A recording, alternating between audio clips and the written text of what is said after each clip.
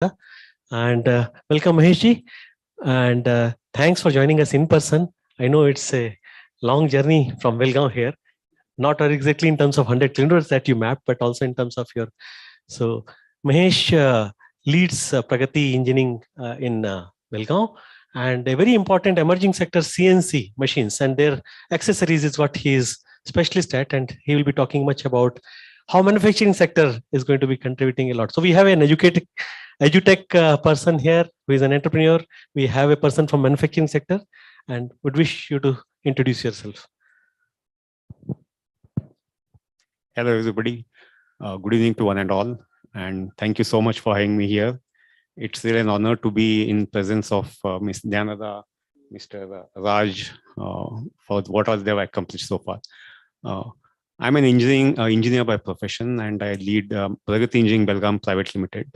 We are more into accessories for machine tool manufacturing in an old age economy, you could say, or the old economy as it's slightly being said. We are part of Pragati Automation in Bangalore, again, who do the similar kind of work. So that's pretty much what we do so far. Thank you so much for having me here. I'll take liberty in adding that maybe you gave a perspective about old age economy. Why was it that we were always last whole decade trying to avoid China manufactured goods and trying to bring all the China manufacturing back to India? That's a thought that. Well, I would like to add here, well, definitely China was manufacturing, but I have to proudly say that we have been manufacturing in China and we have been exporting to China as well. Great. So that's something which we have been doing for the past almost 5 to 7 years. Great. So, teasing brings out that fact of life. Yeah. Bikes, if you see, China could never dominate India. We'll have a lot of off-session discussions probably on this. Definitely. Welcome, sir. Welcome. Thank you so much. We are very honored to be having you here. Thank you so much. And last but not the least, our youngest panelist today, Ajay Shukla, another ex-colleague of ours from Deshpande Foundation, who is now the director of IACC Soch. When he was introduced, EK Soch was said. IACC Soch is something very unique, and I'll request Ajay to please turn his video and introduce himself, please.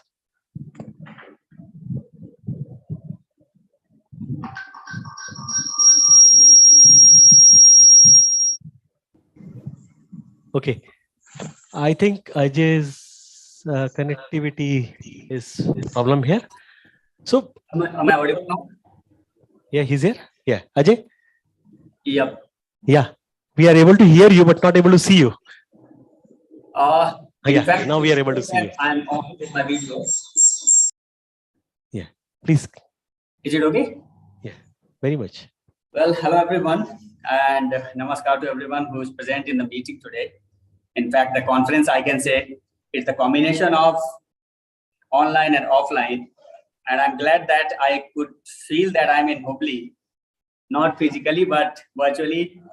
Sandeep ji, Ketan ji, Santosh ji, everybody was like, I was listening everybody, and we are talking about technology. And at the time when I had to introduce myself, my own technology, I mean my system, has given me a pinch that Mr. Ajay, you need to first check your laptop. And this is what is actually obvious. I'm right now speaking from Mathura, Vrindavan. And I was just 20 kilometers away in a field. Because of this meeting, I took a bike ride, 43 degrees Celsius hot. Why I'm sharing this story here? Because we are talking about developing the cities, developing technology infrastructure, the tech clusters. And my actually sharing maybe further on along with this introduction will be more on how we can also keep in mind the interior places where even the normal technology is a challenge. So Hubli is my first home for my professional journey. 2008 when I was in Hubli, 2019 when I was last at Hubli in my professional journey. 10 years Hubli has hosted me. I have seen Hubli. I can't say that I'm so old, but I've seen 10 years Hubli, the way it has grown. And the people of Hubli, absolutely, I think this kind of conference that we are talking, Hubli is absolutely the right place with the people's mindset. So I was with Deshpande Foundation for 10 years. and worked in Hubli in almost all the states of South.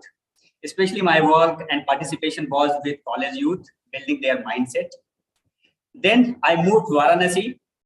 I was working in partnership with not-for-profit sector and using the fund in the best capacities to empower the cities like Varanasi and surrounding Eastern UP. And from 2019, I am working as a CSR head, as a director with Spice Digital Group, IACC Foundation. So this is what is in brief, and look forward to talking to you. Thank you, Ajay. Ajay happens to be one of those young leaders. He's also advisor to Jharkhand Technological University, by the way, to the state government. And he lives in Noida, close to Delhi. And IACC is the CSR wing of Spice group of mobiles, Mr. Dilip Modi's group, basically. Welcome, Ajay. So we'll not be wasting much of your time, but we'll begin straight away with the fact that our topic for the day is emerging cities harbingers to CSR activities. And we have a specialist right now here now with us.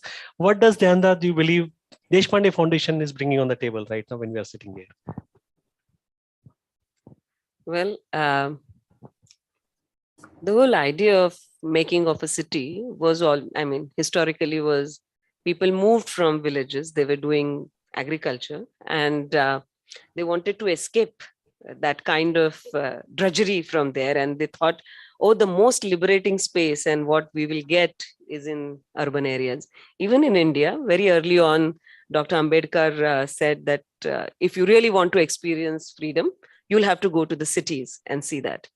So cities actually thrived on the intelligence of this hinterland. And a lot of people who moved there and expanded the economy in various forms. The time has come that those who got benefited in the hinterland and have moved to the cities, and even Hubli is a city, the number 2 city in Karnataka, and have moved further in life, they owe so much to the roots that are there. And I think this is the thought with which Desh Deshpande started the foundation.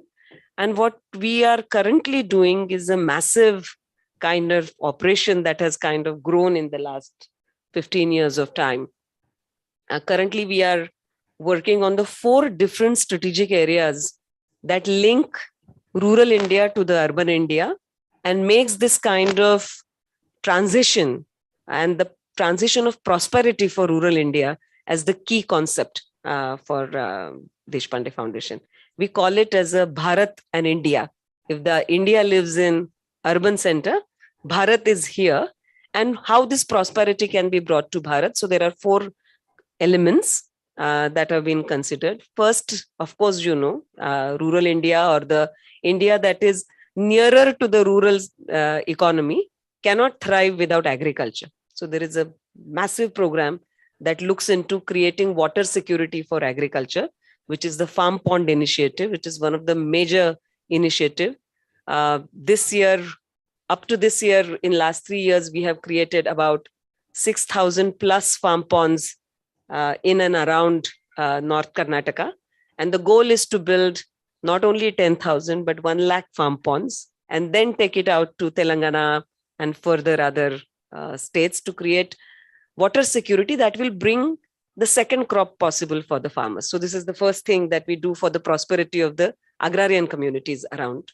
The second is their children, of course, want to do what our children want to do. Educate, learn, move on, startups. They want to work in the places they might do agriculture too, but in a different manner. This year itself, if you see, India has more land under horticulture than the land under cereal crops. Why this has happened? Because the young farmers want to do horticulture and make more money. And this is an impulse. All of us want that impulse.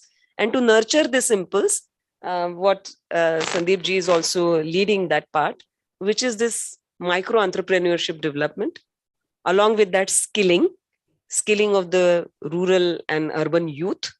And what is the skilling? Actually, our schools, if they are really good, they can do a lot of the jobs that skilling institutions are currently doing. What actually skilling spaces teach, and all of you who are recruiting these kinds of talent, you will know what you see in talent. You need someone who speaks decent level of English, can communicate, can do business communication. When they say they will show up at 9 o'clock, they should show up at 9 o'clock. This is like they understand the value of time, the value of given word. They have clarity of thought. They know how to organize themselves. And they have certain sellable skills that are required, whether it is CNG machines, whether it is IT, ITES, support functions. Keeping this in mind, Deshpande Foundation does a lot of skilling in-house, which is we call the residential skilling program. And the second skilling program is a non-residential, which is called Skill Plus, where the similar kinds of skills are built in a year's time in the colleges itself.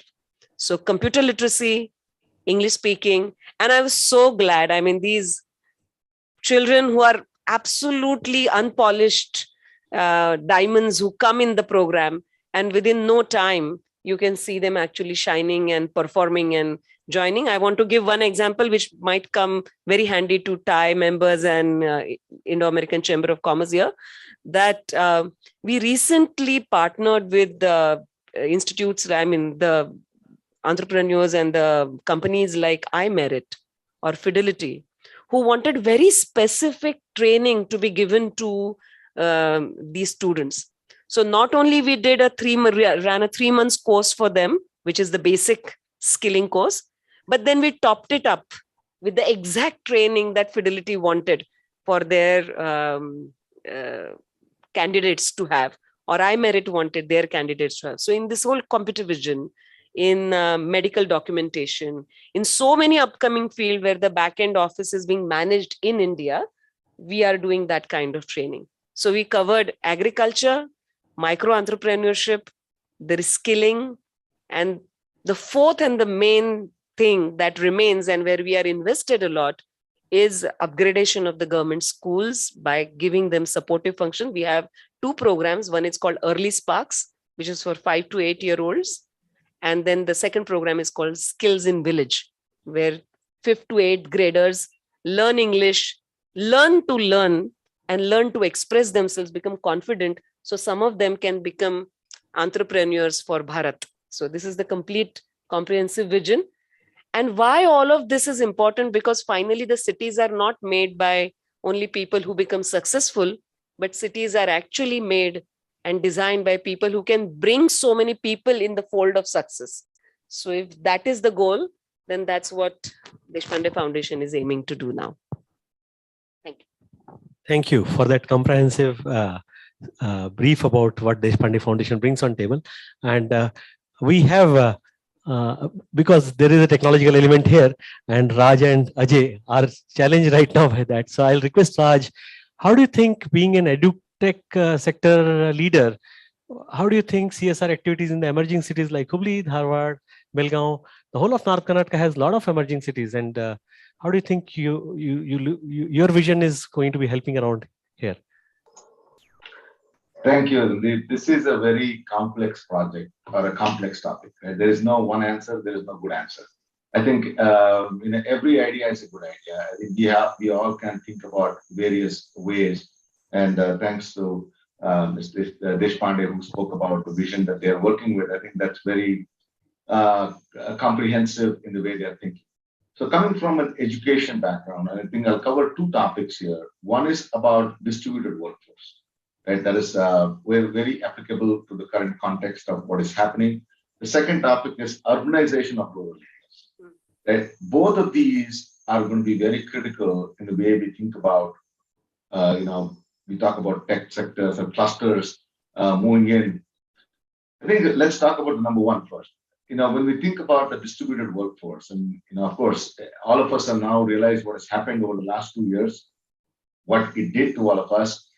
Running an IT company is not easy anymore. I can tell you that of close to 1,500 employees we had in Bangalore, probably about 500 of them have moved to a rural area now. Right? They're living in smaller towns, smaller cities, and they've all shifted. And the wonderful thing is they're all connected. They're working. Right? They're productive.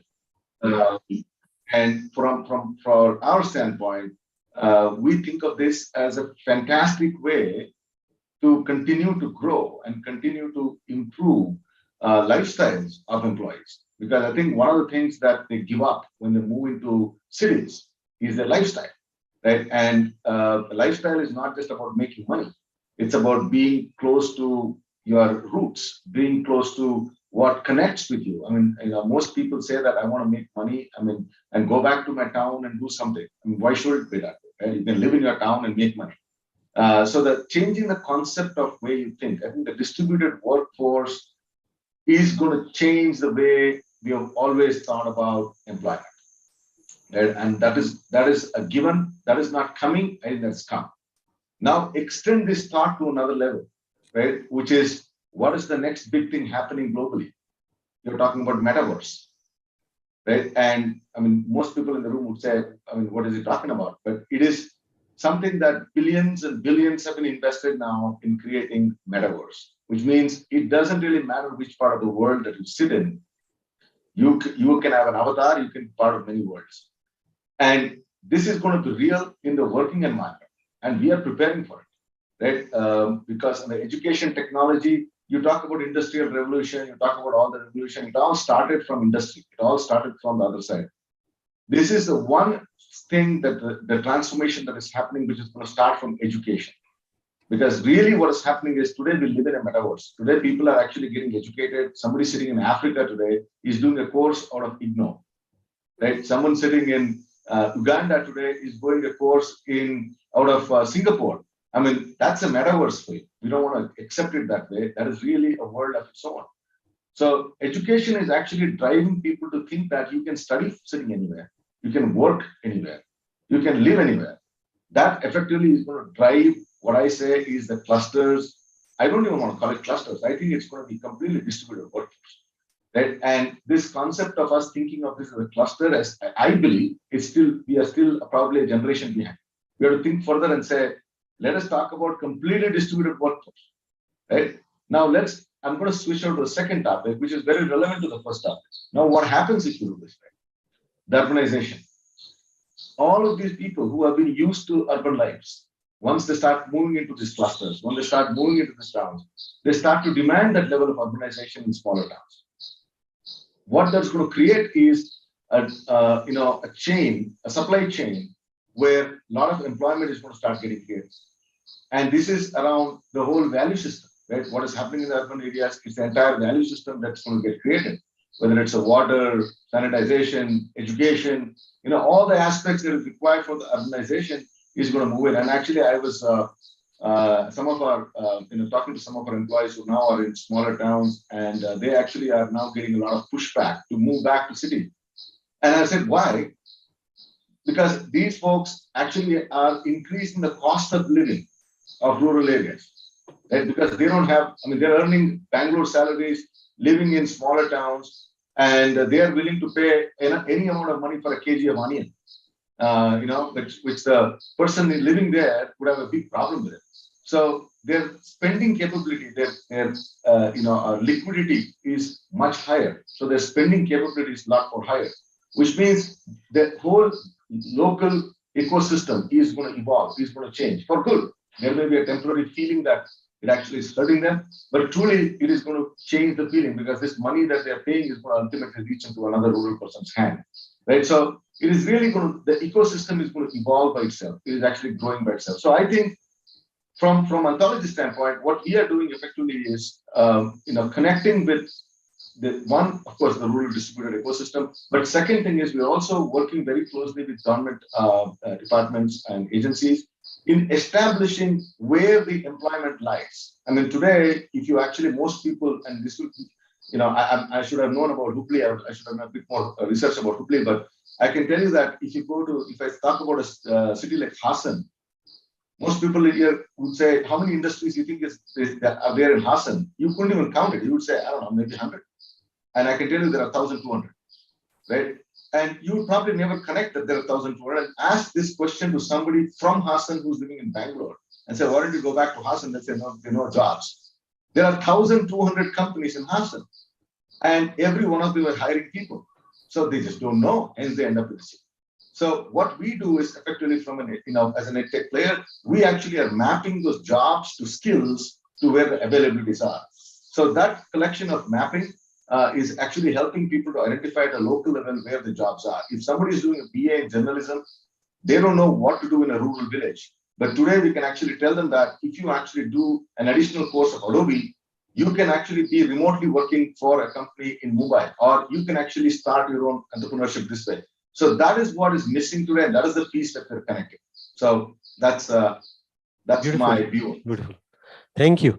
In fact, I was about to hear, I was expecting probably you would immediately be citing the example of Mr. Sridhar Vemula, the Zoho chairperson, who has quit his cushy job and cushy comfortable lifestyle in the US somewhere and is settled down now in Tamil Nadu in a rural setup and all.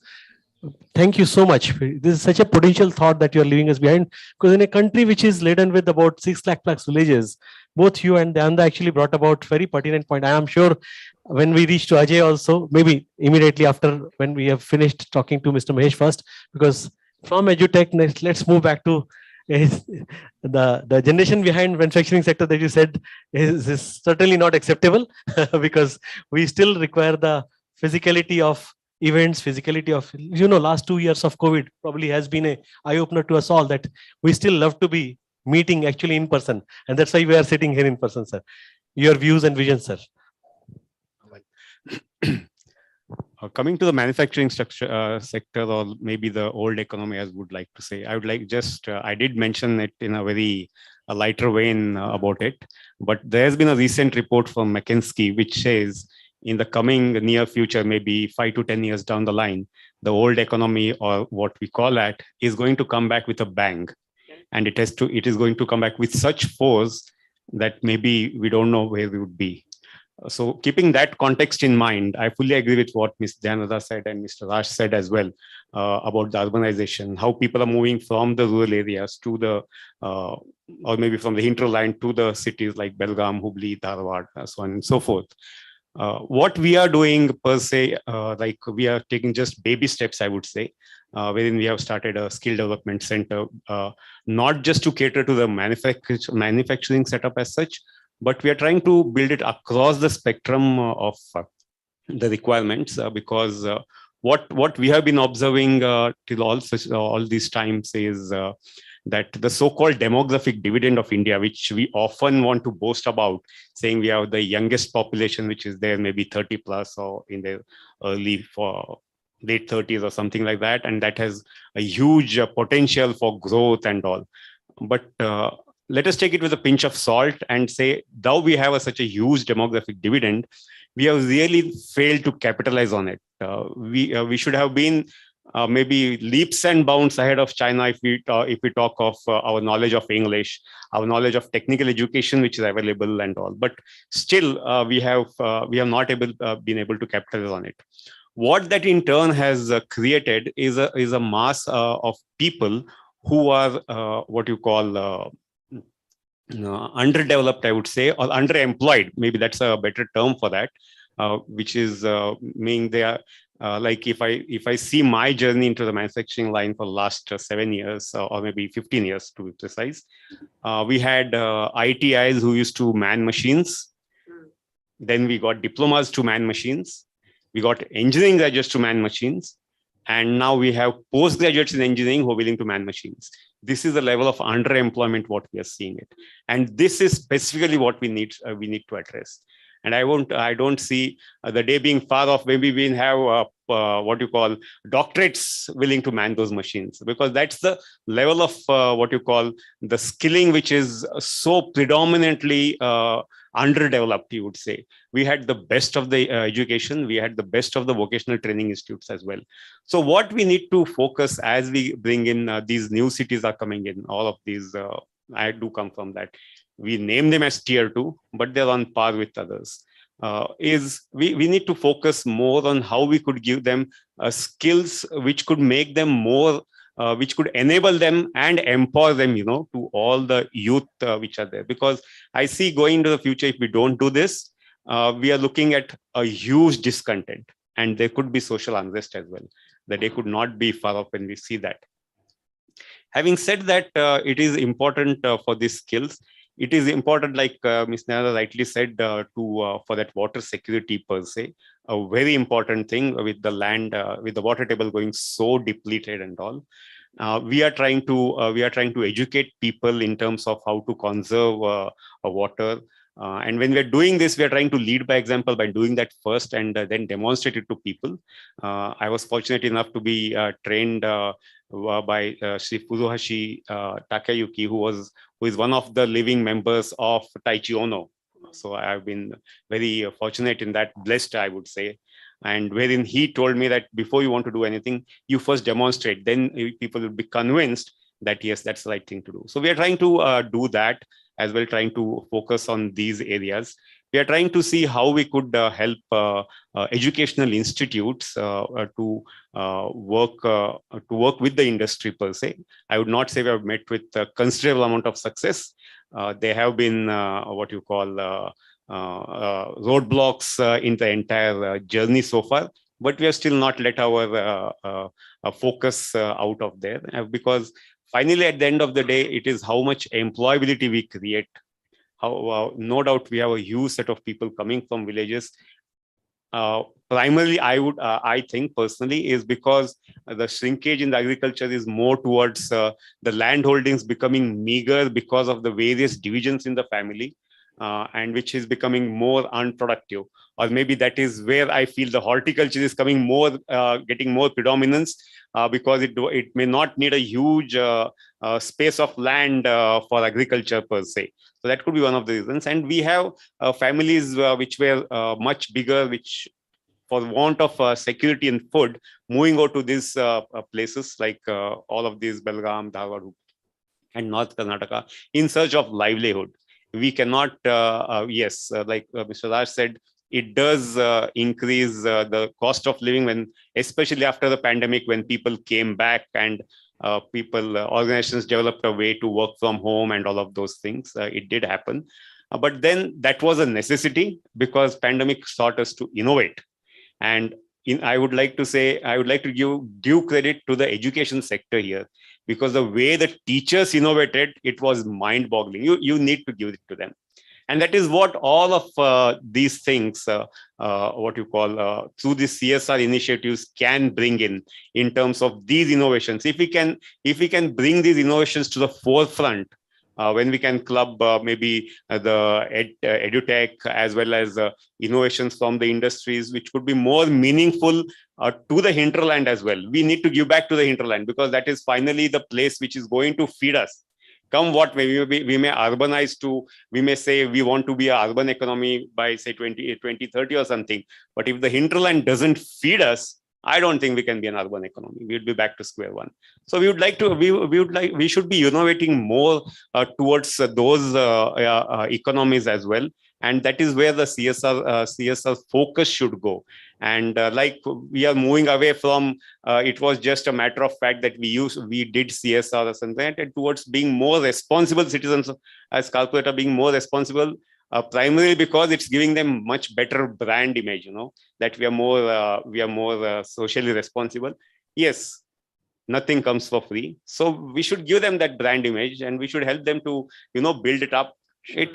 As long as it helps everybody, the society in general, that should be good enough. And that's where I would leave my thoughts to be. Maybe we could discuss. Thank you so much. Thank you so very much. The background is a little about myself. I'm a rural development professional. Okay, you can ask me what I'm doing in a city, but all along last 30 years of my career, I've been thinking about what should we be doing so that a decentralized, let me not accredit only Gandhiji for that, but then his writings are more potent than anyone else in the country about that, India lives in the villages. So you have in all of us, probably all of us here, the youngest generation here or the oldest one of sitting here, we'll all have read this sentence, India lives in its villages. Question to be asked was always, like as a child, I always asked myself, Rissa, what is it that we are doing for these villages where the India is living? All three of you, as of now, and I'm sure Ajay is going to be adding some more dimensions about unorganized sector. He's a very rich experience of a lot of craft sector also. And I will be requesting him, and very rich experience of rural development, particularly in Varanasi and in and around areas. And you have brought about sustainability, all three of you. You have brought about the importance of education even in the rural areas, and you have brought about cities may not be the only answer to it. And of course, we acknowledge that yes, corporates are also equal citizens like us, and they have got a far greater role to play now than ever, probably because they will be taking away a lot of these resources for their manufacturing or their other parts of it. So as a result, probably for that cost taken, their contribution to the society is expected. So I would just like sure, sorry sure. to interrupt. I'd just Yeah. like to add one point because just crossed my mind. Like what Mr. Raj said, distributed workforce. Maybe we could see innovation in how we could have a distributed, maybe an industrial setup which could go into the villages and develop that economy there by having some sort of an industry which would focus on the local locality there, and as long as it meets their requirements, that could also be a sign of development. Sure, agreed. Let's get over to Ajay also, the youngest of the leader today amongst us, to be talking about his views and vision about how does he see CSR activities in the emerging cities and what needs to be done here. Well, Sandeep ji, and for all, it's nice to listen the views that both of the speakers and ma'am has already shared. I would just more focus on my own experience because absolutely we all have access to internet, we all have access to Google Baba, we can get all the reports and data whatever we want. But the real experience that I am sharing, that Mr. Raj is sharing, some other panelists are sharing, that is not available in Google. So with my experience that I have spent in smaller cities, and I feel now proud that I'm at the right platform in the right panel because we are talking for the same thing. Varanasi, when I moved from Hubli to Varanasi, before that, when I moved from Lucknow to Hubli, I didn't know that. I thought that it would be a smaller village, but it was bigger than my expectation. So something big happened. And then I actually, from a student, I spent almost 10 years there. 2005, when I moved to Varanasi, and I was given a big responsibility that I have to create another center that already was existing in Hubli, and that was in Varanasi that I had to do.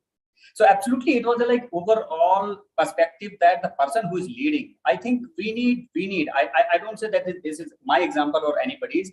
We all are the exemplary. That is how we are here on in this panel or in this audience.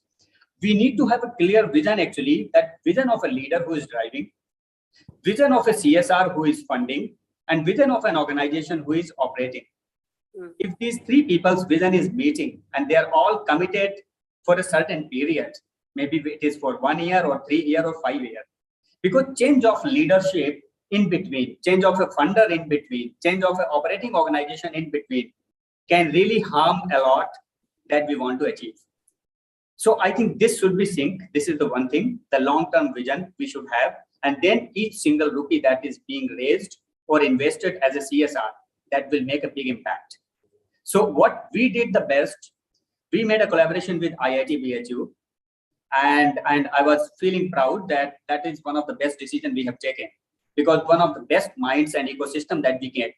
So ecosystem is another thing for an organization, and to create the impact, we should know that we should have a healthy ecosystem where we are going to impact, because we all people are talking here to get the future partners, to get the good ecosystem for Hubli, Dharwad, Belgaum, Gadag, Haveri.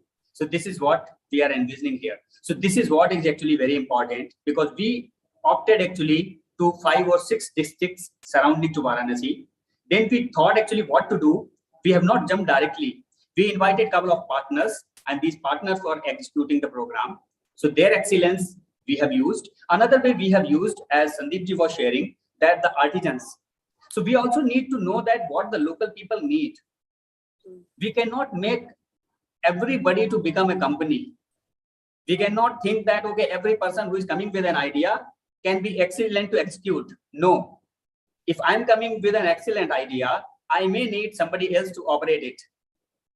So many of the time we do mistakes. So in my opinion, I think we should create an open, accessible kind of a grassroots innovation incubation system. Like we have a lot of innovators on the grassroots level. We have a lot of जुगाड़ technology. बहुत कुछ गांव में होता रहता है, बहुत कुछ छोटे शहरों में होता रहता है. But we always think for something kind of a tier 1 cities or metro city kind of idea. We need to have a local rooted idea that can flourish in the local way. And that idea should be funded by the CSR. So this is the role of a leader and catalyst I'm talking about, who can really prove it and present it very well to the funder, that this is what is needed. Because the grassroots entrepreneurs are not the good in presentation or presenting their ideas and presenting their business model. So this is very, very important. And I think same thing is important. Some people or some student from Hubli, Dharwad, I never consider, because for me, this is one of the best place. This is beyond even in terms of knowledge, thought process, and progress. I say it is nowhere less than Bangalore. Maybe infrastructure, maybe the issue. But we do have a lot of cities like Hubli, Dharwad, those who don't have this access. So this is something we do. So what we have done, another experiment in Mathura, Vrindavan, absolutely it is just 2 hours away from Noida, maybe 1.5 hours. But we at IACC Foundation, as a CSR of Spice Group, we actually have taken decision that we will make our base in a smaller city. And we will utilize all the excellence that is happening in the bigger cities. So right now we are investing our own fund, but absolutely very soon you will listen. We are going to get some good partners. And in fact, very soon Intel is going to collaborate with us for AI technology. So Intel has a very, very unique program, AI for all and AI for youth. So I think this should reach to the grassroots level. So that is where actually the grassroots organizations need the top level technology partners or CSR partners, or maybe some of the big partners who are good in organizing. So my only, I think, if I sum up that what we should do or how we should think, again, I would frame my overall journey that I was sharing, that we should have all the catalysts, all the stakeholders come together, plan together, and absolutely it is very important. हमने अभी बोला, संदीप जी ने भी बोला कि India lives in village, but even we don't have time to go and realize and see the life of village. We can only, we love to see the village life only in the screen. But in the 43-degree, 45-degree temperature, if we can spend 1 week of time, we can really understand what is the real need and how we can flourish it, how we can develop it. So this is also very important actually. To make the CSR to go longer, we should engage them to come to the ground, spend some time and understand that how long is the need of the money that we are expecting. Thank you. Thank you so much, Ajay. Thank you so much. Beautifully summed up. I think the evening has been very well set. We can have hours of discussions about the points that has been raised by our esteemed panel here. But I think there is there's always in time and frame, we have to live by. So I think we come to the concluding session of this panel discussion. Thank you all the esteemed panel members, Raj, Ajay, Maheshi, Nanda. Very good discussion. I'll just take 1 minute to sum up. You all have actually brought to the forefront the reality that all of you said. One is, without environmental sustainability, let's not plan. Without local people's participation, let's not plan. Any sector, whether it's manufacturing or edutech or anything, it is only as vibrant as people are going to be making it vibrant for. And they are going to be making it vibrant only when they have their vested interest fulfilled out of it. Vested as in need interest. We are talking about livelihoods here. We are not talking about anything beyond that. We are talking about livelihoods of a very young country. Much of it is here also. And I think these 3 points, I think, are very important for us to understanding. And come what may, but I think we are poised as a country, as a very young country. The demographics, you said, Mahesh, very well, needs to be taken care in the very, and Ajay also poignantly is pointing out to that only, that unless we understand the realities of the grassroots, let's not take the next step further. Let's have the discretionary powers within India or within our own communities to be deciding which goes best where. It can't be centralized anymore. Raji very poignantly again said, decentralized education and all that. I think these 4 to 5 points are good enough for all of us to take back home and start wondering about, in my work or in your work, how best we are able to make use of these 5 or 6 points, which has come out of, I think, more than 100 years of collective experience and wisdom of yours. Thank you so much again for joining us here and making this evening all the more wonderful. Thank you. Thank you. Thank you, the organizers, for giving us the opportunity to be here. Thank you. Thank you. Thank you so much, sir. We have next keynote address by Mr. Sanjay Gupta, CEO KDM.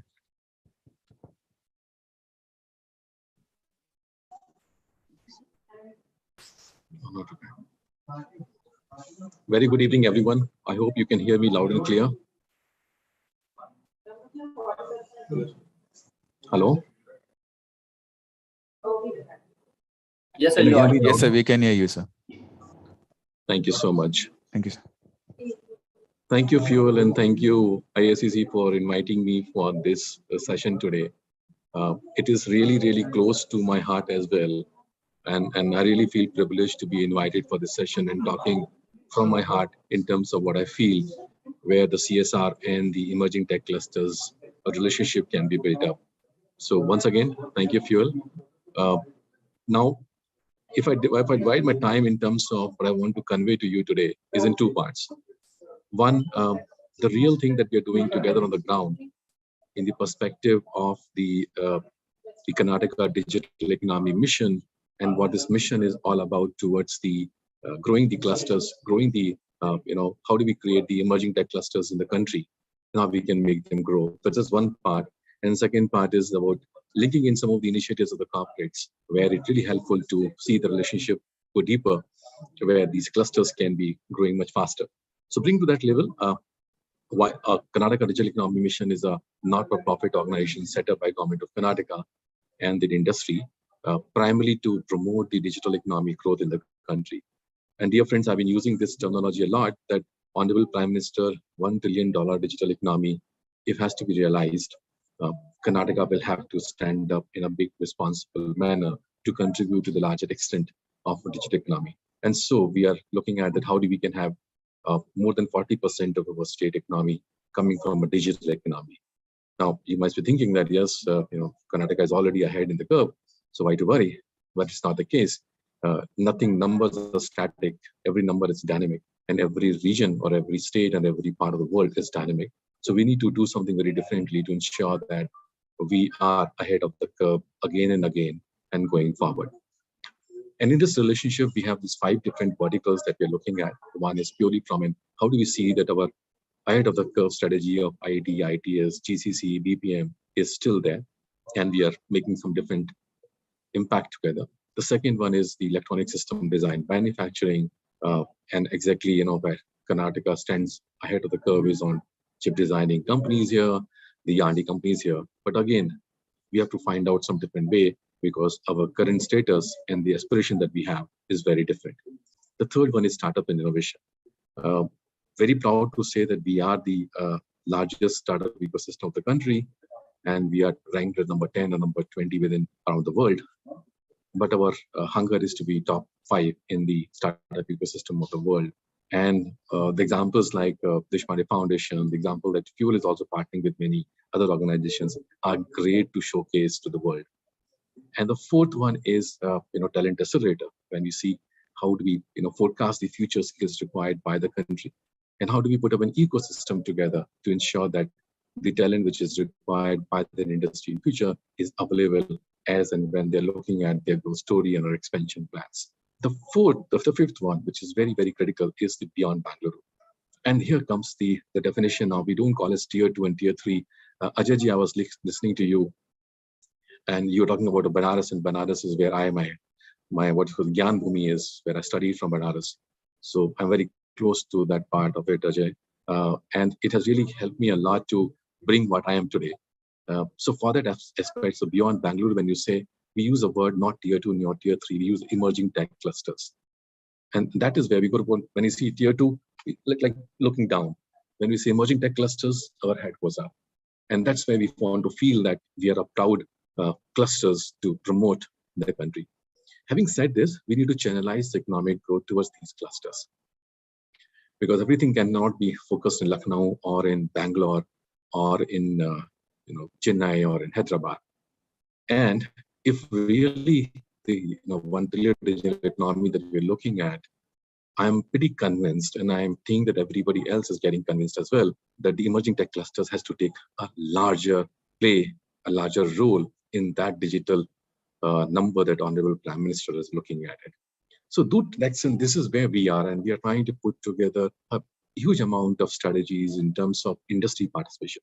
The one beauty of this organization is KDM is that it is like an industry-driven organization. Now, what it means is, we can make a driver, which is bureaucracy, and start the engine and start a car, but we don't know which road to go, because we don't know the industry's pain point, the way the technology is changing, the way it happens in the market space. It's better let the industry champions drive the car, and let the bureaucracy or government sits at the back seat and says, "Don't worry, I'm with you." Hindi mein kehte hain, "Aap bindas chalo, aapke saath chal rahe." That is the definition of the KDM that looks into. And with this approach, Mr. Santosh is there, and Vivek Pawar is there, and Venkatesh is there, and Belgaum, Hubli, Dharwad itself. The industry anchors are the owner of the cluster. We are not. They are the owner of the cluster. They drive the strategies of what we need in the cluster growth story. So that is the beauty of this organization, where the industry is willingly giving their time, commitment, and passion to design strategy, and not only design, but execute. And what government does, once the strategy is fixed, this is what we want to do, the government starts saying, let's do it, let's execute it. And hence the entire system starts working on, could be the Department of Industry, could be the Department of Skill Development, could be Department of Finance, could be Department of ITBD, Information Technology, etc., etc., etc. And not at the level of state level, assembly, but it goes down to the district level and etc. So you find the commissioners, you find the district magistrates and DCs are participating in that program as well. Why I was saying this is very, very important to understand that the new wave that we're looking in the country, and Honorable Prime Minister also says that we need to find ways of evenly growth story in the country, evenly growth story. It cannot be centered, right? So if that's the story, then this thinking of the clusters, the emerging tech clusters, the thinking of industry coming together at a cluster and industry owning this needs to be seen in the right perspective, needs to be appreciated with a lot of happiness and proud. And I am very proud of the team that is there in Hubli, Belgaum, Dharwad, because they actually own it. And I just become like a program manager. They decide the program, I just run the program for them. And that's how it is becoming a beauty of success that you're seeing today. A lot of companies are coming up and setting up their operations in Hubli, Belgaum, Dharwad region, and so the other emerging tech clusters as well. And why it is so? It is not because of what Government of Karnataka's policies are.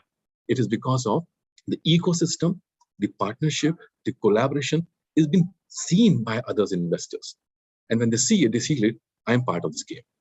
And hence then they come across and then start looking at it. So friends, one part is this, which is very important to understand, that if at all you want to promote the clusters, if you want to make clusters going forward, industry has to be a very strong point of partnership, and bureaucracy, especially the Government of Karnataka, recognizes that. Number 1 point. So this whole 5-7 minutes which I took was this remark. Now the second part is about when I see the CSR. The days when I remember, I served a large number of my years in bureaucracy. I served my large number of years in the corporate as well. So I've seen a little bit of both sides of the story. Somehow I feel that in the initial years when the CSR was looked like an obligation. How do I fulfill my obligation? My commitment which is there, how do I fulfill and find out projects which we can run it and calculate that number of money has been invested. Later on, it shifted towards more of thinking around of, hey, are we really creating some impact?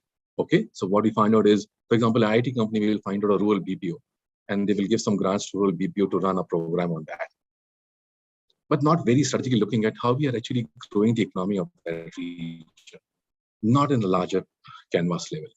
And I think now when in 2019 and 2020, when Finance Ministry, Government of India has announced that R&D is also eligible as a CSR obligation, so to say.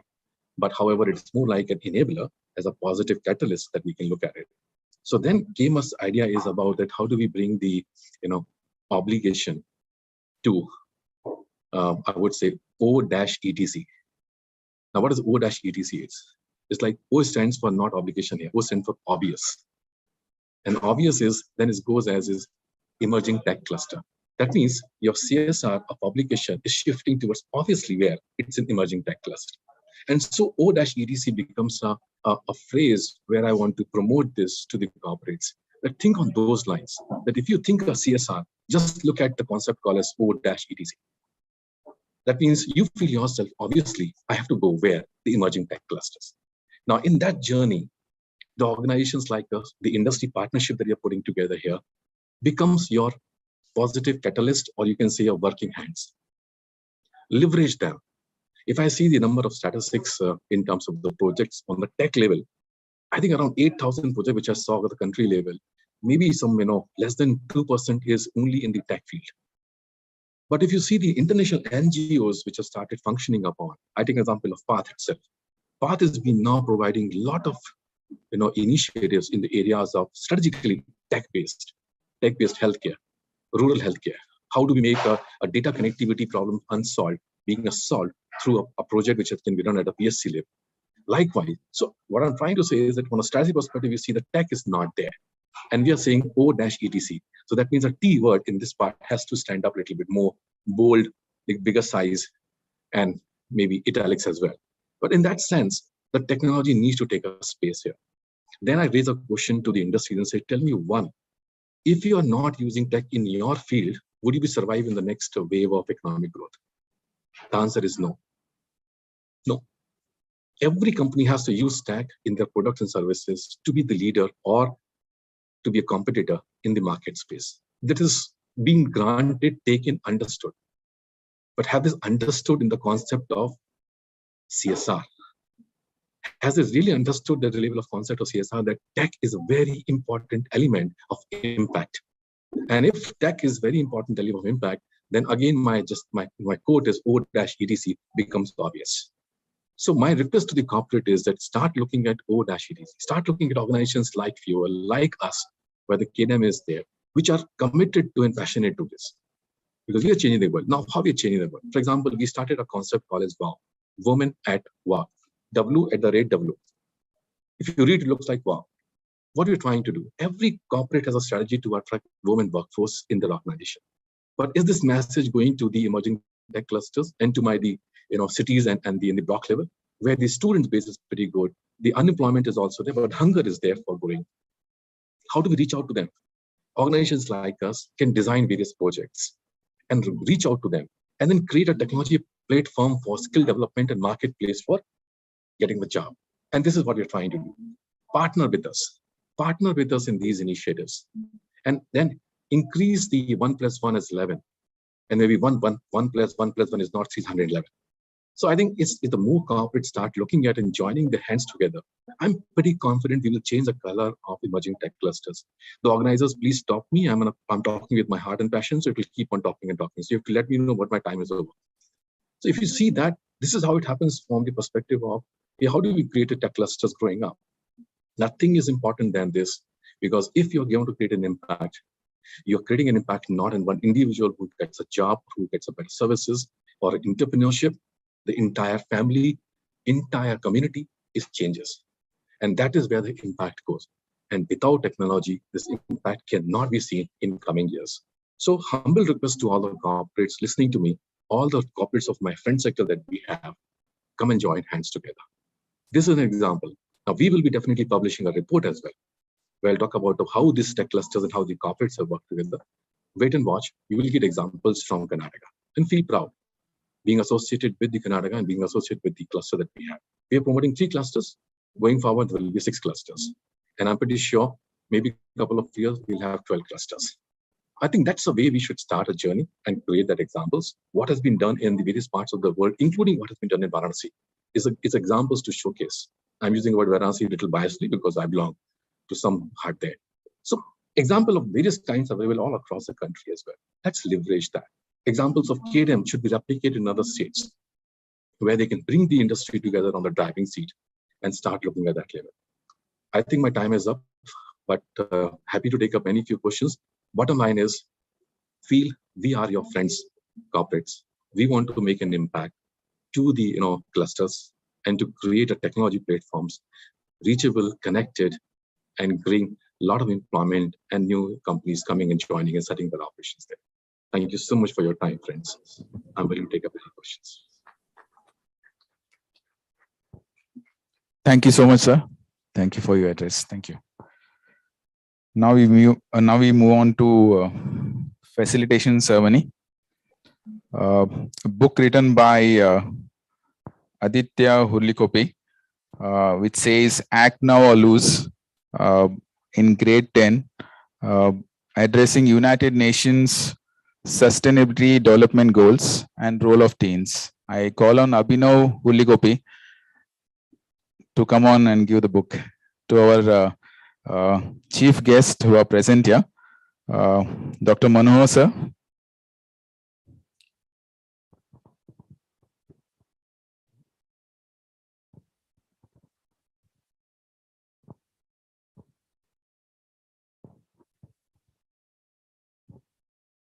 Hi, congratulations to you.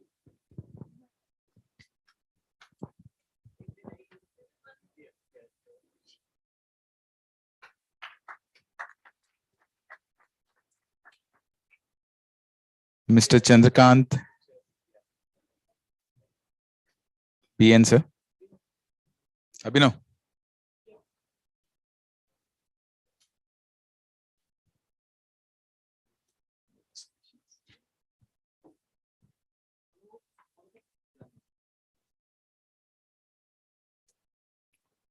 Yeah, Mrs. Dhyananda Deshpande. Mahesh Birangi sir. Sandeep Sabarwal sir. And Mr. Jose Jacob.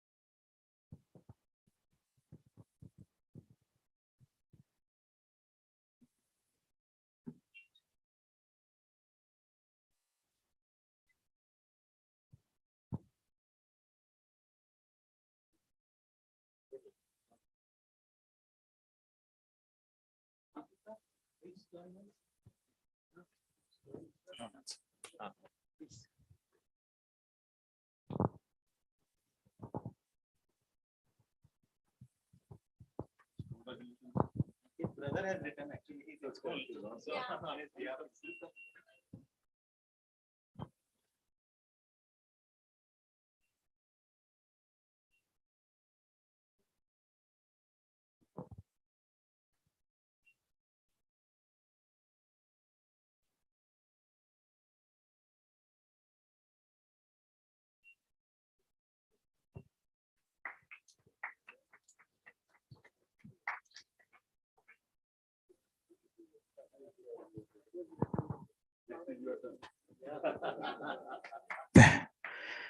Thank you, Abhinav.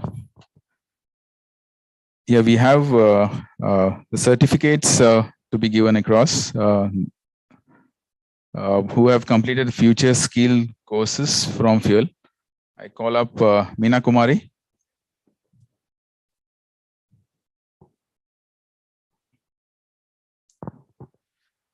I request Pallavi Madam to come on to give the certificates, please.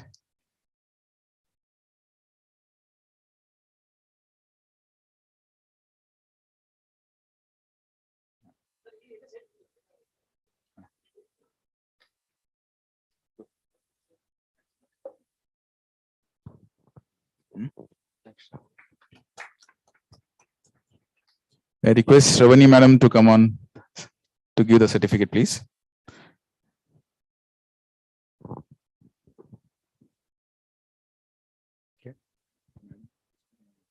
Shivani Pujeri.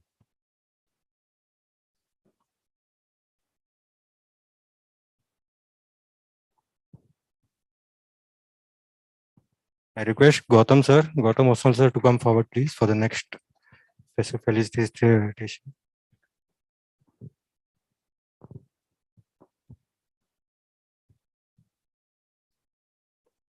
Akshata. Gautam sir.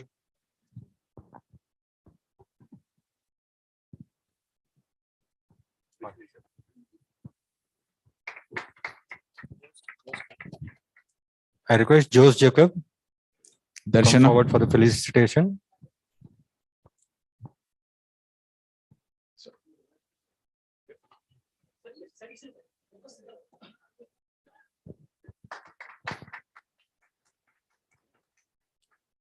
Thank you.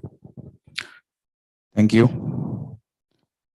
Yeah, now on to call up Santosh Shulikopi, BCM IACC Karnataka, Chief Mentor Fuel and Trustee, Thai Global, to speak on the road ahead on CSR. Thank you. Yeah, very good evening. And firstly, thank you so much, Indo-American Chamber of Commerce, coming all the way from Bangalore. It means a lot. I always have a very fond memories of our past events, and this also is already a good event. And in days to come, this kind of collaboration, I think, will take us to a next level where we have Karnataka Digital Economy Mission. We have TAI and IACC and organization like Fuel taking the lead. Just to give everyone's knowledge that Fuel started its journey in 2007, and I heard the Deshpande Foundation also started in 2007. I think it's just a coincidence, but both have contributed to Hubli a lot. And specifically on CSR, the topic which I am going to speak, in 2014, the government made it as a mandatory act of 2% spend with a criteria of turnover and profits and all that. Post that, Fuel has been working extensively with the support of CSR.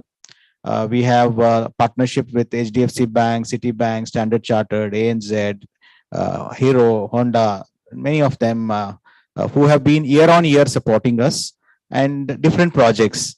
Most of these projects initially used to be in urban centric. If you see these companies headquarters either are in Mumbai, most of the large companies, PSUs, banks, IT technology, Bangalore, maybe Hyderabad a little, and Chennai. But even the CSR implementation was happening in the same cities, like around the cities. I can say 50 kilometers around the cities.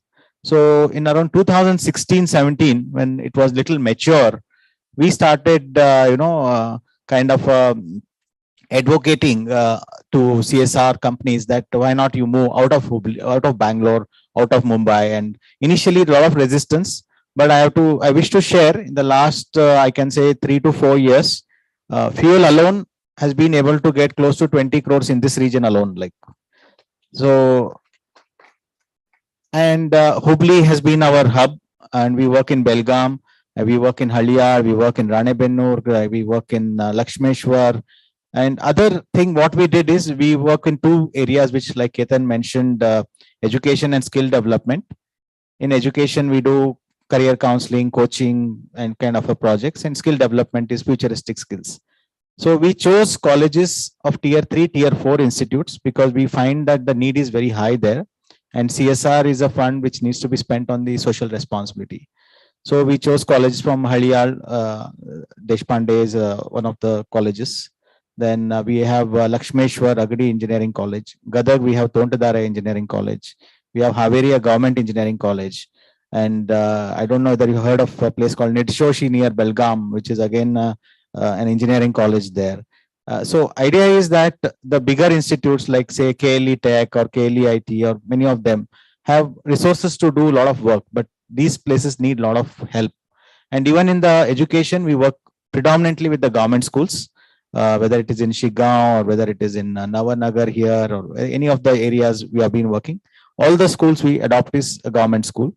And also glad to share, we also have partnered with organizations like Rotary here. In fact, just 2 days back, we did a workshop for them in one of the Rotary schools here in nearby. Which location was it, Raj? Rotary, where we did that? Navanagar. So like that, we have various partnerships, various things. So today, coming to my topic of the CSR again, there's a lot of scope for work to be done in tier 2, tier 3, and what our Prime Minister calls them as aspirational districts of India.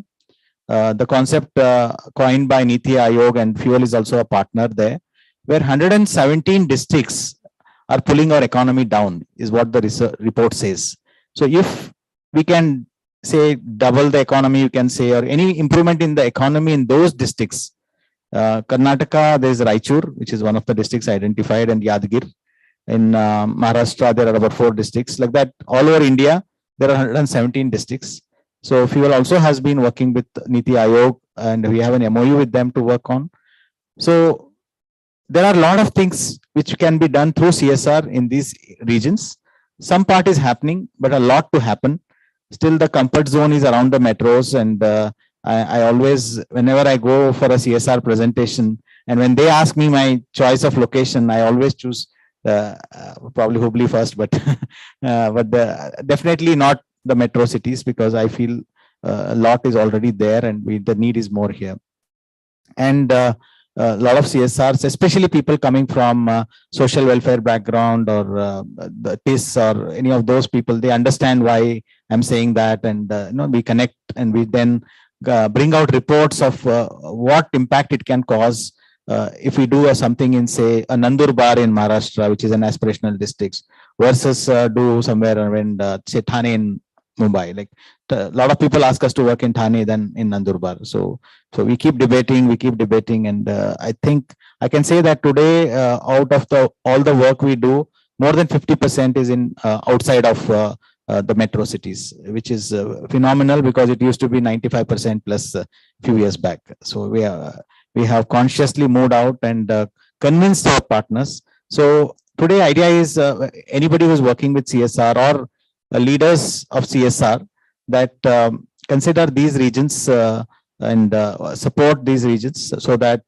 it could really make an impact at the last mile, what we call, or the grassroots we call, or the need where the maximum is, because the fund is limited. End of the day, CSR also has a limited budget to spend, and the problems are plenty. And in fact, during COVID, the year 50% of the fund went to COVID relief work, which is, everyone can understand, the need was very high there. But in a normal situation, I am saying that 50% should go to non-metros. So that's what I have been advocating, and I have personally interacted with Mr. Amitabh Kant on this, Niti Aayog, and post that I can say that they have made at least because they have control over public sector units, not the private ones. All the public sector units have been given to adopt these aspirational districts now, and we advocated a lot for that, and they have to spend at least 50% of the CSR budget. It is large budgets, like, say, Coal India or any of those BPCL, ONGC, large companies, that 50% should be spent in aspirational districts. It has become like a rule for them, and they are following it, which is also a very big, I can see a change in the mindset. And overall, I think a long way to go still, but CSR can really add value. And like Sanjeev said, along with CSR, a very interesting concepts have come in Maharashtra, where now they are saying 50% you bring in through CSR, 50% we will contribute. So that's another big thing happening. When Maharashtra has already made an act on this, and we have been given 2 projects now, where suppose we bring in 2 crores, government also puts 2 crores, and we force multiply the project. And same across India, I'm sure in days to come that will happen, which is also not burdening everything on CSR. Otherwise, CSR leaders are feeling that all the social problems are thrown on them, and what is government doing? So that was the mindset behind it. And finally, it is coming through. Not all states, but at least few states are coming through. And I request anyone here to visit our centers here and see what we are doing and how we are doing. And probably that can become a model for other cities also. We can explore and partner. Of course, just to share, Deshpande Foundation is where Fuel incubated. So we have fond memories of that in 2007 and beyond. And we also have received grants in the initial year, which kept Fuel alive.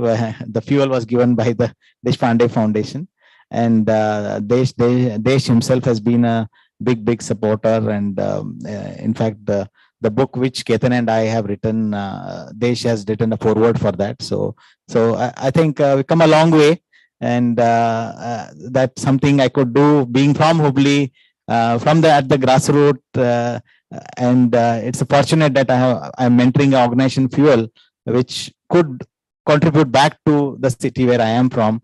And in days to come, I'm very sure whatever we are doing, we can further force multiply. In fact, this year we added DBS, it's a Singapore-based bank, CSR in Hubli.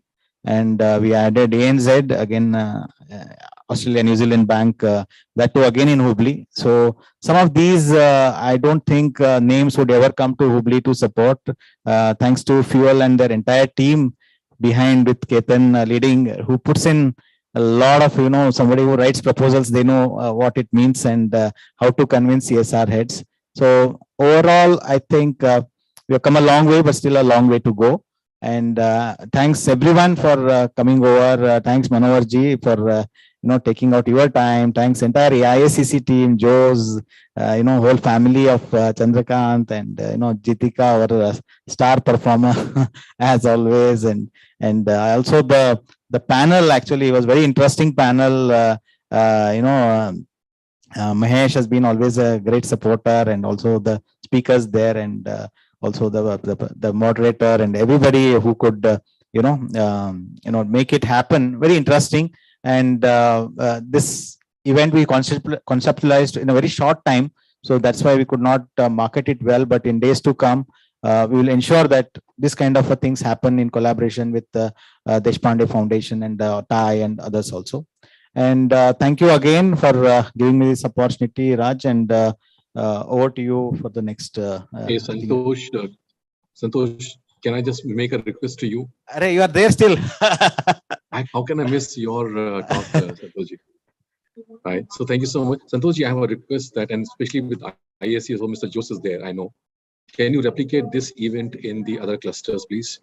And we would be happy to take it forward. This is an initiative that we need to be going forward more.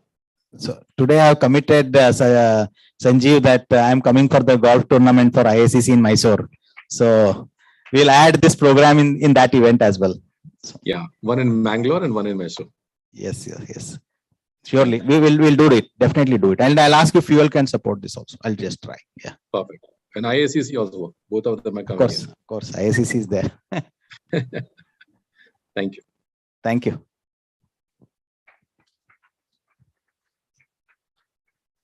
Thank you, sir. I request Mr.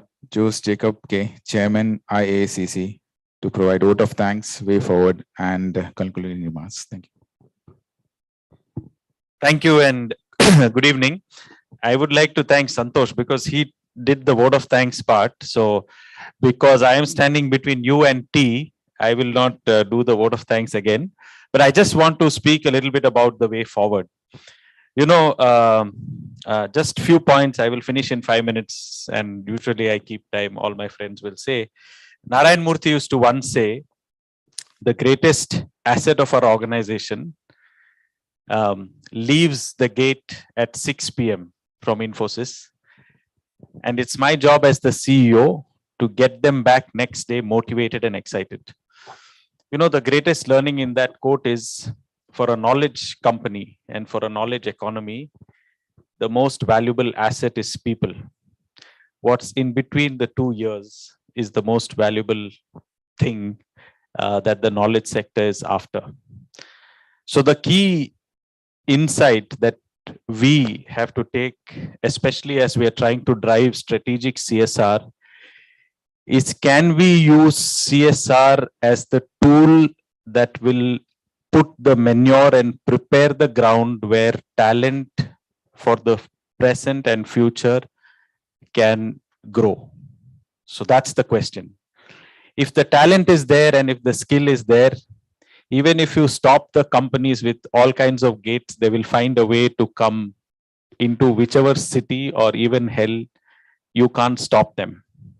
So the question is, today we were, our whole team, Dr. Manohar, Senior Vice Chairman Chandrakant, Jitika from our secretariat, we were all there in the Fuel office. We were trying to understand what they're doing, and they're doing excellent work. So I would like to urge various companies that have their CSR budgets to connect with Deshpande Foundation, to connect with Fuel, and to see how they can collaborate to build that talent pool. So that's one. The second thing is, from the speeches that we heard today, one important element that came out from the panel discussion is what I would call the end of distance. Today we are all here. There are some guys, I don't know, I think Sanjeev is from Bangalore. Sanjeev, are you still there? I mean, if you're there, then I think, you are joining us from Bangalore. There's somebody else joining us from Mathura. The end of distance is here. And this strategic shift should tell us that people can be trained anywhere, anytime, anyhow. The question is, are we training them in the right direction and in the right skill to the right level of depth with the right type of intervention? I think to answer all this, Fuel is also doing a lot of research to find out the right type of training that has to be done for young people. And like our other speaker who said he's from the old economy, the manufacturing sector, we are in front of a ticking time bomb. Either it will be an economic disaster or an economic dividend. So I'd like to end with the Jewish element. The Jews kind of run America. They have the underpinnings of the economy. They have a very interesting philosophy. There is no word for status quo in the Jewish language, which means there is nothing that is static. Either you are growing or you are declining. So our question today is, are our emerging tech clusters growing? I think they are. From whatever we saw in Hubli, it's just one day. And I think I would like to affirm to Sanjeev from KDEM, which is doing a great job. Especially this vision is not easy. If I was in Sanjeev's position and if people told do something beyond Bangalore, I would say bye-bye, take the key to my office and see you later. But they have taken up this really difficult task, and it's people who take up difficult tasks that can make a difference. For the easy stuff, there are many people, available. It's the difficult task that inspires us, changes us, and helps us reach a new height. So with these few words, for the way forward, IACC is a partner, and we are ready to partner with KDEM and with Fuel and with Deshpande Foundation to see in which way we can value maximize, like Santosh was saying, and we can amplify the efforts already being done on the ground. Thank you all for coming, taking time. And of course, as the chairman of IACC, I would like to say, please become our member. Chandrakant showed you some of the various events that we do, but we have a very clear focus. All the events that we do, all the things that we do, we like it when others grow. It's also another Jewish philosophy. Help your partner become richer than you, because then when you need help, it's just a phone call away. So IACC wants to make its members more successful, more prosperous. That's what we are trying to do as a chamber. We are here to serve those businesses and help them grow. That's what we are there for. So join us and let's win together. Thank you very much. Have a nice evening. Enjoy your tea. Yeah. Thank you, sir. Thank you so much. I request Pallavi ma'am to come on and give the book to Shravani ma'am, President IACC Hubli, for her all the support.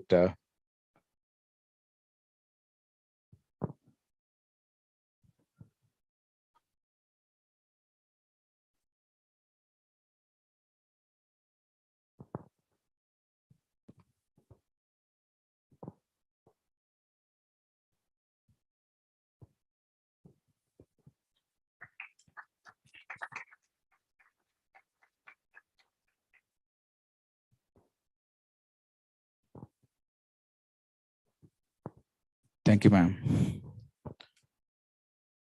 I request everyone here, present here, thank you for listening. We can have a photo session now with everyone joining here, standing here, and have a small snap with all you. Thank you. And we can join with an high tea later on.